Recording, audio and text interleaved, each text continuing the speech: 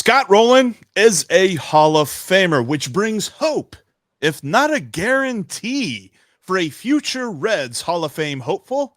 We'll tell you who and why on today's Locked On Reds. You are Locked On Reds, your daily Cincinnati Reds podcast, part of the Locked On Podcast Network, your team every day. You are Locked On Reds. Thanks for making Locked On Reds your first listen of the day. We are part of the Locked On Podcast Network, and we are free and available on all podcasting platforms. I'm your host, Stephen Offenbaker, alongside Jeff Carr, and it is not Aloha Friday. I know I've confused you with the shirt. It's because I just came off the golf course. Eat your heart out, Ohio, with your 8 inches of snow. But we're going to help warm you up today because we're going to be talking about passion, our passion for baseball, our passion for the Cincinnati Reds. And we're going to take that passion and we're going to turn it into information for you. On today's podcast, we're going to talk about Scott Rosen. He was elected to the National Baseball Hall of Fame. Now, settle down. He is not going in as a Red. He's going to go in as a Cardinal or a Philly. But it does make us wonder about the next member of the Reds organization to potentially go into baseball's hall. Scott Rosen's induction also has us wondering where exactly he ranks amongst Reds third basemen. Jeff, that's probably a good place to start talking about Scott Rosen being inducted in the Hall of Fame. And before we get to where he ranks in Reds history amongst the other third basemen that have played for this organization, let's talk a little bit about Scott because, you know, he didn't just blow the doors off the Hall to get in. As a matter of fact, he kind of just squeaked in a little bit. You know, it takes 75% of the vote, which is ridiculous. This way that people are elected to the Hall of Fame. Scott Rosen got 76.3%. So he just squeaked by 1.3%. You know how I am with numbers. I like to look at the numbers. Are you surprised that it was such a narrow margin for him to get in? No, and it stems from the fact that his first year on the ballot, he only got 10% of the vote. So somehow in a couple of years' time, he actually improved his standing with the writers, which that's a whole nother subject as to how people are elected into the Hall of Fame after all. But when it came to Scott Rosen making it into the Hall of Fame, in fact, a lot of reaction from fans around the league is that, well, if he's in, why isn't this guy? Or like, especially the fact that he made it in at 76.3% and Todd Helton missed it at 72%. Todd Helton, he had a pretty good career too. So I look at this and I say, you know, I'm very excited that Scott Rosen made it. I think that he is deserving. I think he had a career that shows he is a Hall of Famer, but the fact that he made it and the way that he made it gives me so much hope. If not, gives me a assurance that Joseph Daniel Votto will one day be a Hall of Famer. It's not a bad argument. I mean, I've always looked at WAR as a good indicator for if a person's a Hall of Famer or not. And it's probably safe to use a magic number when you're doing that. For me, it's always been like 55 WAR. And there's some people, if they have Tony Perez's stats memorized, are yelling at the screen right now. But 55 WAR is kind of like the cutoff point for me. And Scott Rosen had 70 WAR. So in my mind, he's clearly a Hall of Famer. In addition to being a 70 WAR player, over the course of his playing career, he won 8 Gold Gloves and was a 7-time All-Star, Jeff. So he did some things. And to relate that back now to what it means for Joey Votto, I've said for several years now, and you've said for several years now, that Joey Votto is already a Hall of Famer. Joey Votto currently sits at 64.3 wins above replacement. I don't know if Joey's going to be able to get to 70. We talked about this off air a little bit. I think that's a big mountain for Joey to climb over the next couple of seasons to get to 70. But I think that if he stopped playing today, 64.3 is enough. That's enough to get him into baseball's Hall of Fame. And you said back to me when I said that in prep that he wouldn't be a first ballot Hall of Famer. And that's just more of the ridiculousness that is the way Yes. people are elected to the Hall of Fame. It's not like between the first and the third ballot that they go out and play some more and improve their numbers. It's just a total ego thing that these baseball writers do, and it drives me bonkers. But for me, Joey Votto has nothing left to prove to be a Hall of Famer. This is about individual accomplishment. It's one of the few things within this game where we really focus on individual accomplishment. So World Series rings, playoff success, none of that matters. This is about Joey Votto's counting stats and his performance as a Major League Baseball player. And I think he's in when the time comes. I agree. And the whole idea of, is he a first ballot? Is he a second, third ballot? You know what? When you get in, you're in. And I don't think any Hall of Famer sitting there thinking, well, darn it, I was only a second ballot Hall of Famer. No, they're Hall of Famer. That's the end of the story here. And the whole voting thing, I think that there is a discussion to be had about just revamping the whole thing, that it should be former players that vote them in. But that's a topic for another day. Looking at this, the way that you are a Hall of Famer in my mind, and people say, well, Scott Rolen's in the Hall of Very Good. Those people are only looking at his hitting statistics. He is a Hall of Fame defensive third baseman. He set the standard for defense at the hot corner. I think that, right now recency bias is saying that Nolan Arenado is that guy. I think if you stack those two up, I think Nolan Arenado says that Scott Rolen is the better defender, because Scott Rolen made every play. There was no play that went toward third base that he could not make, whether you're talking about ranging into foul territory, grabbing a ground ball that was fair as it passed the bag, turning a double play, all this different stuff, catching a line drive that catches you off your feet, stuff like that. Like, if you're a Hall of Famer, you're notable for something. He was notable for his glove. And that's where I think that you bring it back to Joey. Joey is notable for getting on base. Very few players have gotten on base as well as Joseph Daniel Votto has. So I think I look at this, and I don't even necessarily compare the WAR and things like that, which it depends on how many more years. I think for me, if I believe Joey Votto can get to 70, I think if he plays 3, he gets there. If he plays 2, he probably misses it by 1. He probably finishes his career with 69. But I think overall that doesn't necessarily mean he's not a Hall of Famer, or he is, whether or not he gets to 70. I think he already is right now.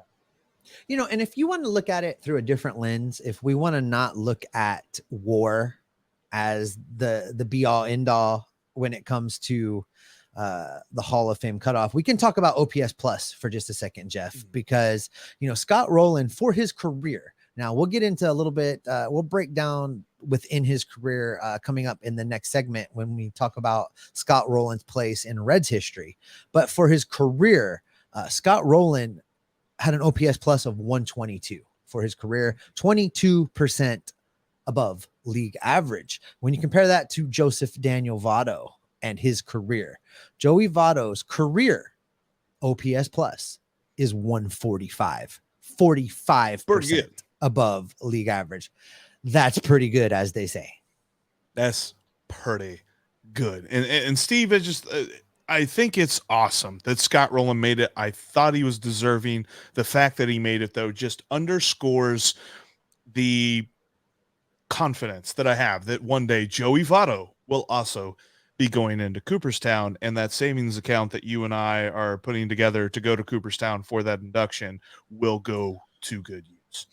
But you know what, Steve? When it comes to Scott Rolen making the Hall of Fame, it has me thinking about something, because where does a guy like him, who played for 3.5 to, depending on who you ask, 3.5, 4 years, whatever, as a Rep, what does that mean for him in the upper echelon of Reds third baseman? Where does he rank? You know what? We're going to discuss that coming up next. Before we talk about that, though, we'd like to talk to you about today's sponsor, and that's FanDuel. We're really excited about our new sports betting partner for Locked On, because they are the #1 sportsbook in America, FanDuel.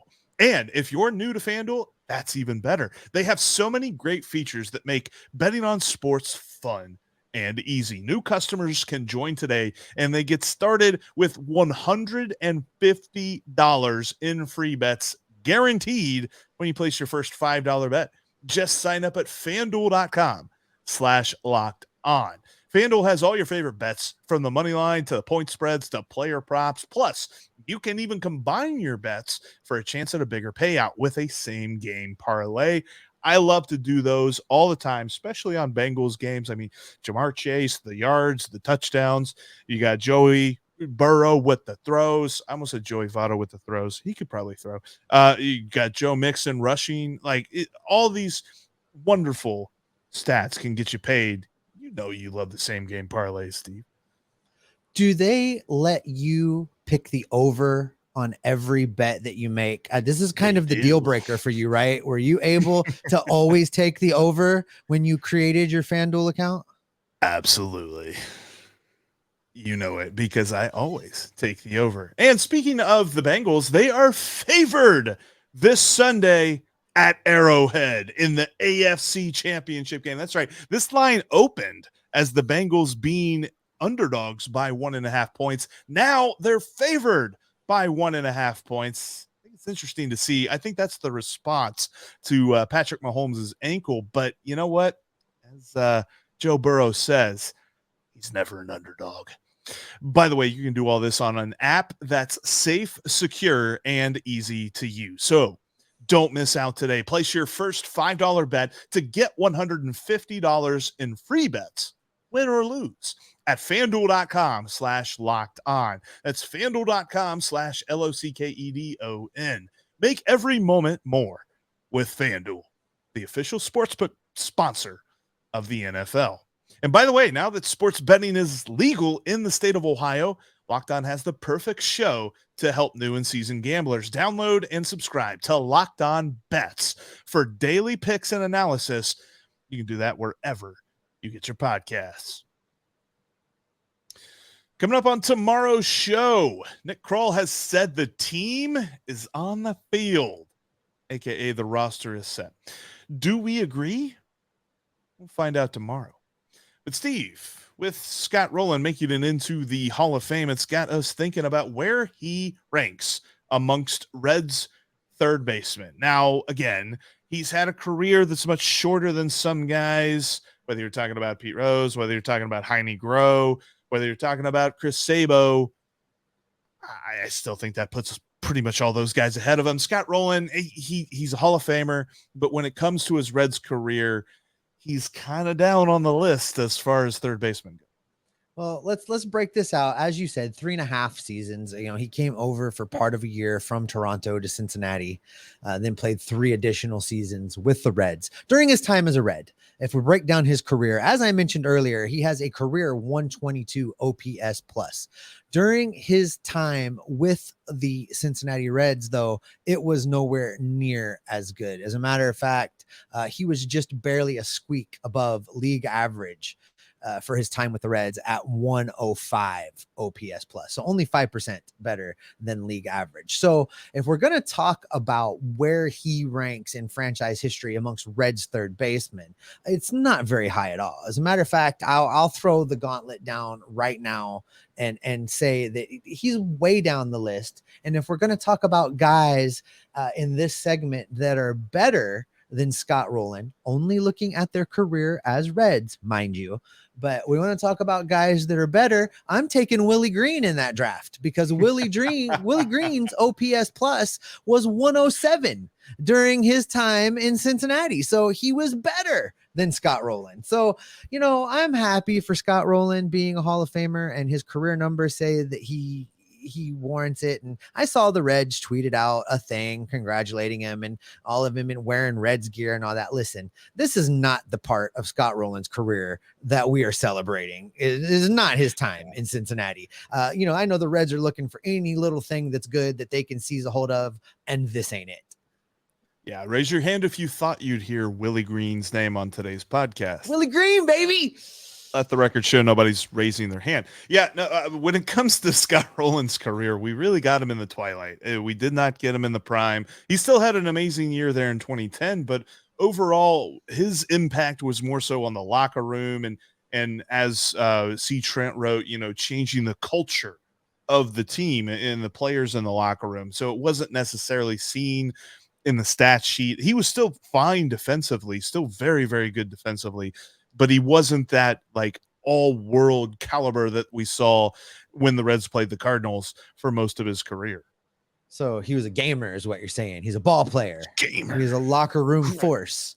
The locker room king, and all the Kyle Farmer quotes there. Right. It is interesting just looking through snippets of Reds history and just seeing where guys rate compared to like what we saw from Scott Rolen. So, again, 105 during his time as a Red. So it made me curious how other notable Reds third baseman actually compared. So the next place I want to jump to in this is everybody's favorite lovable goggle wearing third baseman who just recently, I think as a result of my comments on Friday, was added to the Reds caravan in order to spice up the players that were coming along, and that is Chris Sabo. Chris Sabo, during his time, 7 years as a Red, and his OPS plus numbers are really interesting. If you're looking for some fun with math, just go look at Chris Sabo's Baseball Reference and look at his OPS plus in Cincinnati and then everywhere else. For the Reds, Chris Sabo for his career was a 111, 11% better than league average. So I would take him over Willie Green. So, we're working our way up the ladder, Jeff. Wait a minute. You're saying Chris Sabo was better than Willie Green? By a skosh, 107 to 111. We're really getting hot takey here in this segment, Steve. I don't know if people can handle this. Chris Sabo for sure. Pete Rose is ahead of him there at third base. Although I think this brings up an interesting thought, like talking about Pete Rose's career on the field. Is he a third baseman? Like, what is the position that we consider Pete Rose? Because he played a lot of positions, a lot of games. I want to have this particular talk with you, and we don't have time for it as much today as I want to dig through it. So everybody make sure you tune in to this Friday's live Aloha Friday show, because we're going to have some more fun with numbers. I went down a rabbit hole today, guys, when we were preparing for this segment. I went down a rabbit hole with numbers. Forever. It was ridiculous. But I will tell you, interestingly enough, you bring up Pete Rose and where we would put him. But if we're looking at the Big Red Machine, there's two guys that qualify for this conversation of Reds third baseman that you might take above Scott Rolen or Willie Green or Chris Sabo. Pete Rose being one of them. Pete Rose, his career as a member of the Cincinnati Reds. Now, again, one could argue what position we're going to call Pete Rose's primary position because there were many, but in his time in Cincinnati as a member of the Reds, career OPS plus of 124, 24% above league average, which is better than Chris Sabo's 111. So if I have to choose between Chris Sabo and Pete Rose, Peter Edward Rose is going to be my draft pick to play third base. But who's at the top of the list? He's another Hall of Fame third baseman, another World Series champion third baseman. We're talking about the oft-mentioned, the quite favorably talked about Heine Groh. Way back on the 1919 World Series champion Cincinnati Reds for his career, Steve, 130 OPS plus. Now, there's really a discussion to be had, and OPS plus was made to help the discussion of eras and how a player from one era, because when you look at some of Heine Groh's numbers for his career, he slugged under 400, which we would normally say that's pretty bad, but he hit in a time when home runs were not a big thing. Like, I think he had a career home run total of like 15 home runs or something as a Red, which is hilarious to say because he was a Red for 9 years. So you're talking about single-digit home runs in every single year as a Red. But everything else that he did, he had twice as many walks as he had strikeouts. He had over 500 walks as a Red. He had just over 250 strikeouts as a Red. So there's a lot of numbers that when you look back at Heine Groh, just stick out and say, this guy's the best third baseman, but he literally played over 100 years ago. And how do we rate that in today? Because obviously, dude playing 100 years ago going up against a 98-mile-an-hour cutter, forget about it. He ain't hitting it. And it leaves us with one other guy that I want to talk about. And your dude playing historical era baseball actually is 3 OPS plus points above this next guy that I want to talk about. But interestingly enough, this next guy was also a member of the Big Red Machine. So if we're going to put them head to head, this guy actually edges out Pete Rose. You know, I'm working my way up the draft. I've gone from having Scott Rolen to Willie Green to Chris Sabo to Pete Rose. And now if I can make a trade, I'm going to have to, based on the OPS plus numbers, trade Peter Edward Rose for Tony Perez at third base for this particular conversation, because during his time as a member of the Cincinnati Reds, Tony Perez put up an OPS plus of 127. And listen to this, you know, in 1970, Tony Perez won the MVP. Or no, was third in MVP voting, was an all-star. And he did it at third base. He was a third baseman. 127. Which is funny because everybody knows, even I know, that the whole reason that the Big Red Machine roster worked is because they moved Tony Perez to first base. Everybody knows that. But it's just funny to look back and see that when he was a third baseman, he was a good third baseman. It wasn't because they didn't move him because he wasn't a good third baseman. 4 consecutive all-star selections at third base, and in all 4 seasons, he received MVP votes. That's impressive. That's impressive. And that is just a taste of some of the things we're going to talk about on Friday, because we saw some numbers. We saw some interesting stuff. We're really going to dive into that here on Friday. But it's very clear that Scott Rolen is a Hall of Famer, but wasn't necessarily with the Reds because he really wasn't here long enough to make a huge impact. And when he got here, he was in the twilight of his career, and he doesn't really rank anywhere near the top of Reds third baseman. All right. Coming up, I am told that Jeff Carr has a question for me about something that Nick Krall said about the roster. We're going to get into that. And you know how Jeff loves to surprise me with questions and how much I hate it. So we're going to talk about that coming up right after this. Before we get to Jeffrey Carr's questions, I just want to remind you, you can follow us on all podcasting platforms, including right here on YouTube. If it's your first time watching us, thank you. Click subscribe. Click the bell. Make sure you get notified every time we post something new or go live. I've been having so much fun with the live shows. Last Friday, I did that solo because Jeff was on a road trip, and I'm pretty sure Nick Krall was listening. He was dialed in. I would love to figure out what his commenting name is so that we can give him credit where credit is due. But I called out the Reds. I said the Caravan stunk. They didn't have enough big name people. And the next day they added Chris Sabo. So Reds country, you are welcome. Make sure you're following the show. In between shows, you can also follow us on Twitter. You can follow me at @SOffenbaker. That's with 2 F's. You can follow Jeff at Jeff Carr. That's Jeff with 3 F's because spelling continues to be hard for him. And you can follow the show at Locked On Reds. There's no F's in that. All right, Jeff, I am told you have some questions for me in relationship to comments made by the boy wonder, Nick Krall, about the Reds roster heading into the 2023 spring training out in Goodyear. Yes, our most recent quotes before the Reds caravan kicked off, and they were doing interviews with players and with David Bell and with Nick Krall.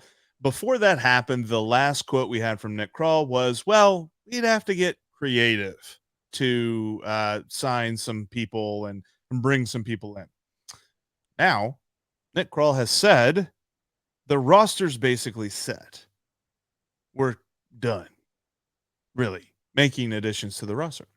So my question to you is, Steve, should they be? Well, no. The bullpen is still broken. There's nobody to play outfield. We don't know what's going on. No, the answer is no. I wonder if this is another case of Nick Krall not quite being ready for prime time when it comes to giving interviews and talking to the media. Because if the question is the roster set heading into the beginning of spring training? Okay, I can get behind that. We're going to roll with what we got into Goodyear. That's understandable at this point, given the constrictions placed upon him by the Castellini ownership group. If the question is, are you done making moves and this is the team you want to roll with into opening day? If the answer to that question is yes, it's just downright criminal. Because Nick Krall needs to be scouring the waiver wires. He needs to be looking for trades late in spring training. He needs to be looking for ways to bolster this bullpen, bolster the outfield, and do it with creative moves. Bring guys in that have been cut by a team that would be willing to sign incentive-laden deals that you could get to play in the bullpen, that you could get to play in the outfield. You could get them on the cheap, and then if they do well, you flip them, and everybody wins. Those are the kind of deals, and that's what I assumed he meant when he said they've got to be creative. Now, if the tune is changing to we've signed what we can sign, that's terrible. So I hope that this is a case of bad Nick Krall, media relations guy, getting in the way of a good answer.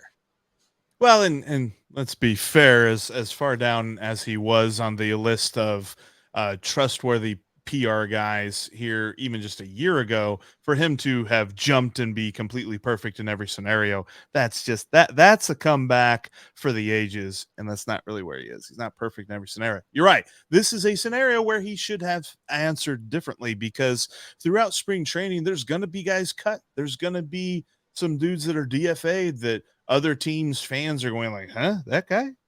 We're getting rid of that guy? Really?